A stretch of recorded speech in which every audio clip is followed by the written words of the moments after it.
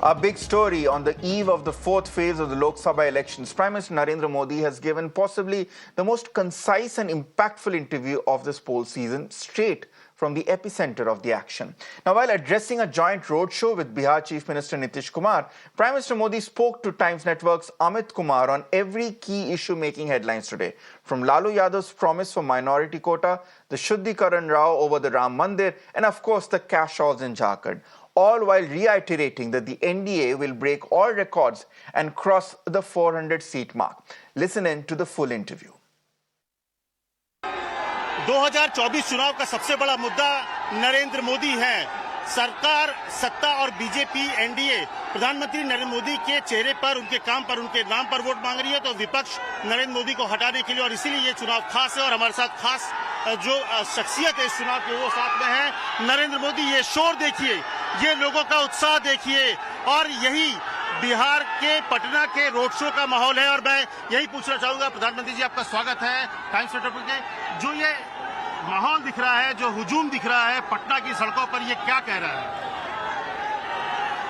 अगर एक शब्द में कहना है तो 400 पार। साफ साफ पूरा देश भारतीय जनता पार्टी को, एनडीए को अभूतपूर्व विजय और सारे रिकॉर्ड ब्रेक करने वाला विजय इस चुनाव में निश्चित है। लेकिन अगर कहें तो लालू यादव, एक तरह से आरोप विपक्ष आप पर लगाता है कि आरक्षण खत्म करेंगे 400 सीटें लाने के बाद, लेकिन वही वो मुस्लिम आरक्षण के समर्थन की बात कर रहे हैं, उनको देने की बात। उसके दो जवाब है।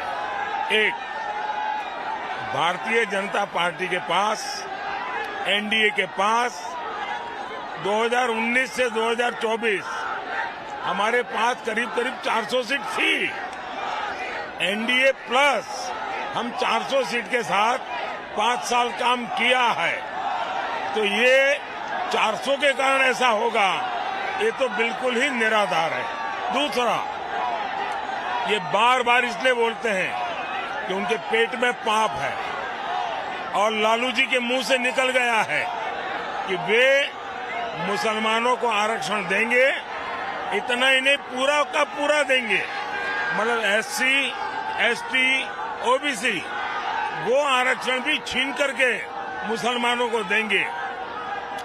जहां तक भारत के संविधान का सवाल है, जिस समय भारत का संविधान बना, उस संविधान में संविधान सभा का सुविचारित मत था कि देश में धर्म के आधार पर आरक्षण नहीं होना चाहिए। बाबा साहब अम्बेडकर, पंडित नेहरू भी धर्म के आधार पर आरक्षण के विरोधी थे। ये लोग वोट बैंक की राजनीति करने के लिए धर्म के आधार पर आरक्षण करना चाहते।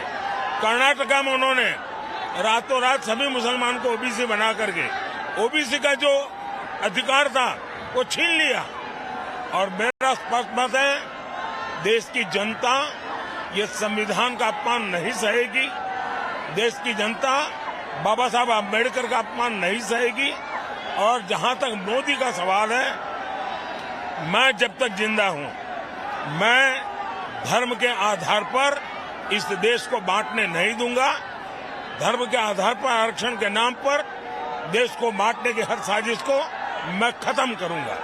जो विपक्ष का बहुत आरोप है कि ईडी, सीबीआई का जो एक तरह से मिसयूज करके लोगों को पकड़ा जा रहा है, खत्म करने की कोशिश की जा रही है, आपको लगता है वो उसके बाद जो धन पकड़ा जा रहा है, जो काला धन पकड़ा जा रहा है, उसको पूरे देश में, दुनिया में, मैंने जो देश के लोग हैं, युवा है, उनको लगता है कि वो वापस आएगा?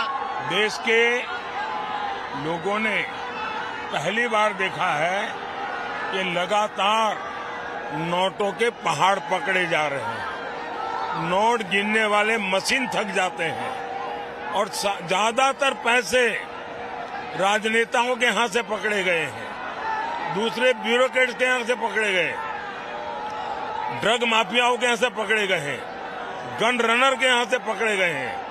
तो देश की जनता देख रही है, 1.25 लाख करोड़ रुपया पकड़े जाना, और उसके बाद भी अगर आपको, तो ईडी की तारीफ करनी चाहिए कि वो कम से कम काम कर रहे हैं।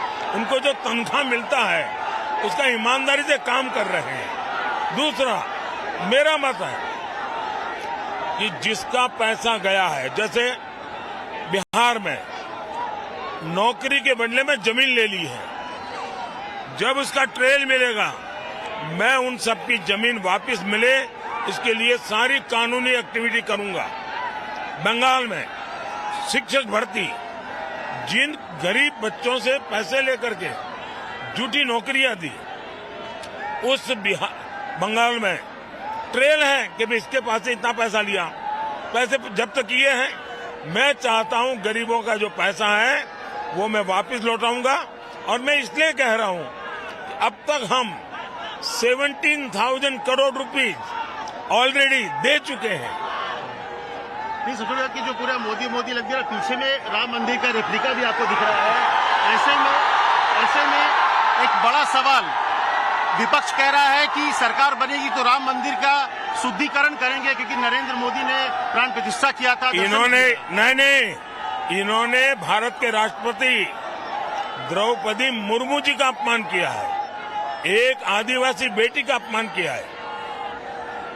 उद्घाटन तो हुआ था जनवरी में। जिस दिन राष्ट्रपति जी राम मंदिर में पूजा करने गई, उसके दूसरे दिन कांग्रेस ने बयान दिया कि अब हम मंदिर का शुद्धिकरण करेंगे। मतलब ये आदिवासियों का अपमान है, नारी का अपमान है, राष्ट्रपति पद का अपमान है, रामलला का अपमान है, राम मंदिर का अपमान है। ये क्या भाषा बोल रहे हैं लोग? राहुल गांधी जिस तरह की भाषा का इस्तेमाल कर रहे हैं आपको लेकर, एक प्रधानमंत्री पद की गरिमा भी होती है, आप एक उम्र में भी आप बड़े हैं, ऐसे में उसको क्या कहेंगे आप? ये नामदार है, हम कामदार है। एक गरीब माँ का बच्चा जिंदगी भर गालियां सुन करके यहाँ आया है, और इसलिए मैं ऐसे लोगों के लिए एक शब्द नहीं कहूंगा, इतना ही कहूंगा वे नामदार है, हम कामदार है। उनको जो मर्जी पड़े, जो उनके संस्कार हो, जो उनको कहना हो वो कहें। राहुल, आपकी हर जगह में नरेंद्र मोदी गारंटी चल रही है, लेकिन राहुल बोल रहे हैं कि मेरी गारंटी है कि नरेंद्र मोदी दोबारा प्रधानमंत्री नहीं बनेंगे। कांग्रेस की पूरी कोशिश ये है को मान्य विपक्ष कैसे बने, और कांग्रेस उनके इंडिया अलायंस के साथी ने एक बयान दिया है। उन्होंने कहा छोटी छोटी पार्टियों ने कांग्रेस में मर्ज कर देना चाहिए चुनाव के बाद। क्यों? क्योंकि उनको मालूम है कि अकेली कांग्रेस मान्य विपक्ष नहीं बन पाएगी। ये छोटे छोटे दल मिल जाए तो शायद मान्य विपक्ष बन सके, तो उनके लिए तो मान्य विपक्ष बनने के मुसीबत सामने दिख रही है। देखिए, कांग्रेस के सीएम ने कहा कि सर्जिकल स्ट्राइक को लेकर फिर सवाल खड़े कर रहे हैं कि कोई सबूत ही नहीं है सर्जिकल स्ट्राइक को लेकर। ये डे 1 से ये ऐसी भाषा बोल रहे हैं। पाकिस्तान की पार्लियामेंट में चर्चा हुई है, पाकिस्तान के लोग कह रहे हैं पार्लियामेंट में कि ये लोग मार करके चले जाते हैं। सर्जिकल स्ट्राइक को कोई क्वेश्चन नहीं कर सकता। इतने सालों के बाद हर कसौटी से पार उतर चुकी है। तभी बार बार थैंक यू भैया, बहुत बहुत धन्यवाद। बहुत बहुत धन्यवाद। देखिए, प्रधानमंत्री ने सब शब्दों का कहा, और सबसे बड़ी बात की ये जोश बताता है कि क्या माहौल है यहाँ पर, और किस तरह से जो माहौल है, जिस तरह से लोगों का समर्थन है, वही बता रहा है। प्रधानमंत्री ने एक शब्दों में कहा कि इसका मतलब साफ है कि एक शब्द इन माहौल पर कहने के लिए कि अब की बार 400 पार, और प्रधानमंत्री कॉन्फिडेंट है कि जो समर्थन है वो वोटों में भी तब्दील होगा।